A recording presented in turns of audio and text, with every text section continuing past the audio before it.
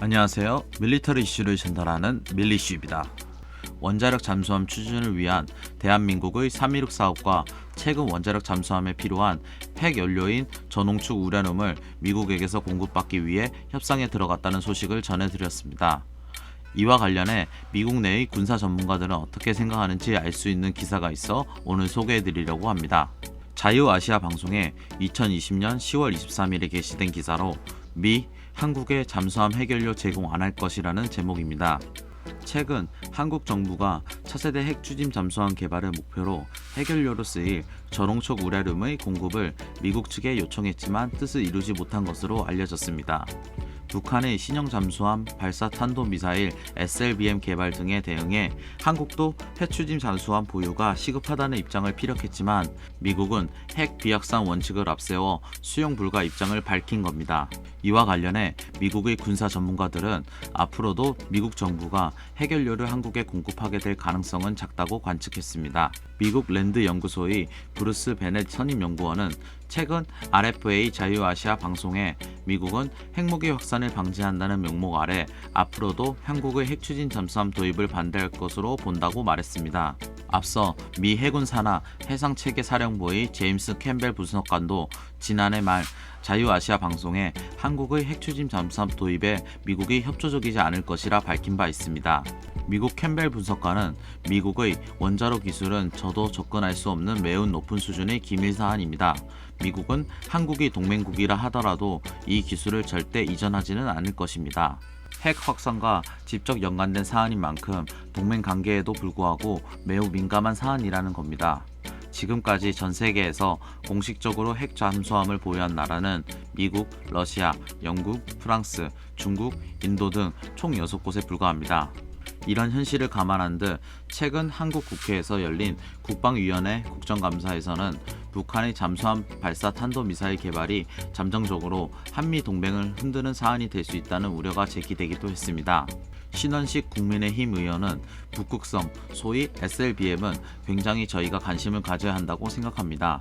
저게 만약 완성이 되고 대형 잠수함하고 결합이 되면 이것은 한국의 위협이라기보다 한미 동맹을 흔드는 결정적인 위치가 될 것 같습니다. 북한의 잠수함 역량이 강화될수록 한국에서 자체적으로 핵추진 잠수함을 개발해야 한다는 입장 역시 뚜렷해질 테고 이는 자칫 한미 간 마찰을 초래할 수 있다는 겁니다. 주한미군 특전사령부 작전참모 출신인 민주주의 수호재단의 데이비드 맥스웰 선임연구원은 한 발 더 나아가 현실적인 관점에서 볼 때 한국은 핵추진 잠수함이 필요하지 않다라고 잘라 말했습니다. 그는 한국의 핵잠수함 개발은 득보다 실이 많은 사안이라며 핵 잠수함을 건조하고 유지하는 데 드는 막대한 비용에 비해 특별한 군사적 이점이나 대북 억지력을 제공하지 않기 때문에 무의미하다고 덧붙였습니다.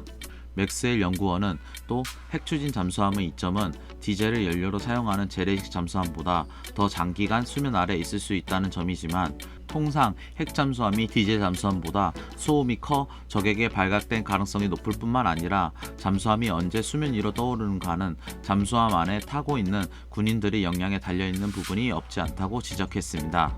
따라서 그는 한국이 국민의 안전을 보호하는 데 있어 핵추진 잠수함보다는 미사일 방어 체계에 투자하는 것이 더 효율적이라고 주장했습니다.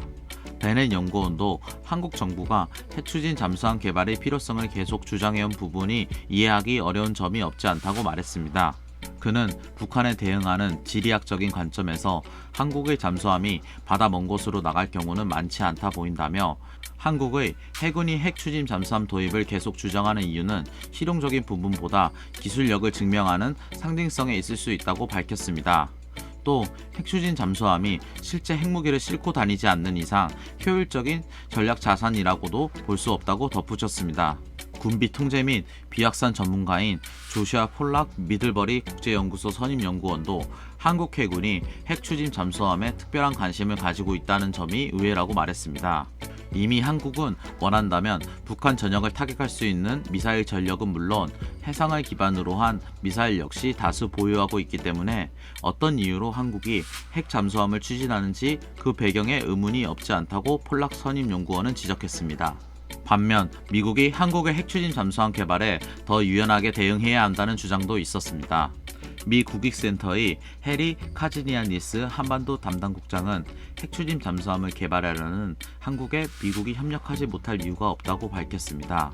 그는 미국이 한국과 핵잠수함 기술을 공유하고 협력할 수 있어야 한다면서 미국이 한국에 핵잠수함을 판매하거나 임대하는 것도 또한 나쁘지 않다고 밝혔습니다. 카지니아니스 국장은 차기 미국 행정부가 이 같은 한국의 바람을 현실화하는 데 협조하는 모습을 기대해 본다고 말했습니다. 이런 가운데 이달 초 미국 국방부 산하 안보협력국은 한국 정부가 앞서 요청한 약 1,800억 원에 달하는 단거리 공대공 사이드와인더 미사일 AIM-9X 블록 2형의 한국 판매를 승인했다고 의회 측에 통보했습니다. 미 의회의 기록에 따르면 앞서 한국은 미국의 AIM-9X 블록 2 115발, AIM-9X 블록 2 공중전 모의 훈련용 미사일 50발, AIM-9X 블록 2 유도장치 20기 등의 판매를 미국 측에 요청했고 국무부가 판매를 승인했습니다. 미국 기업연구소의 무기 전문가인 잭 쿠퍼 선임연구원은 이번 한국에 판매될 미사일은 지상전과 공중전에 모두 사용할 수 있어 육군은 물론 공군의 전력 강화에 도움을 줄 수 있다며 북한의 섣부른 도발을 억제하는 데 기여할 것이라고 말했습니다. 한국의 문재인 대통령은 대통령 후보 시절부터 지금까지 한국에도 핵추진 잠수함의 도입이 필요하다는 점을 계속 강조해 왔습니다.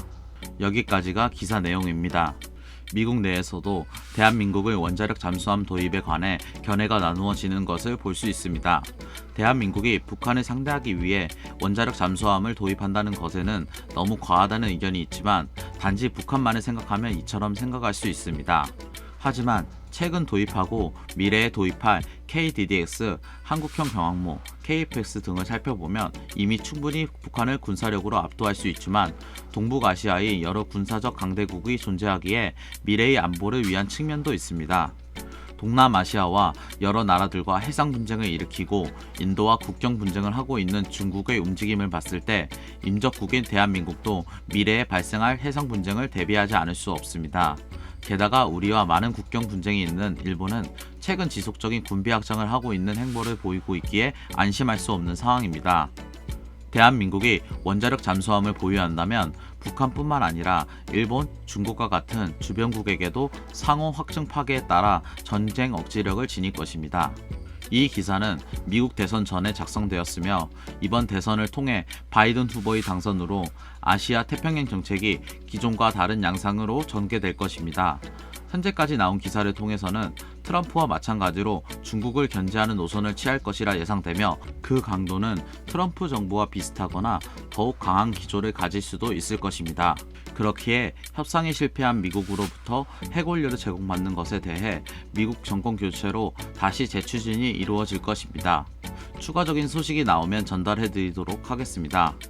다음에 새로운 소식으로 찾아뵙겠습니다. 구독과 좋아요는 컨텐츠 제작에 큰 힘이 됩니다. 이상 밀리터리 이슈를 전달하는 밀리슈입니다.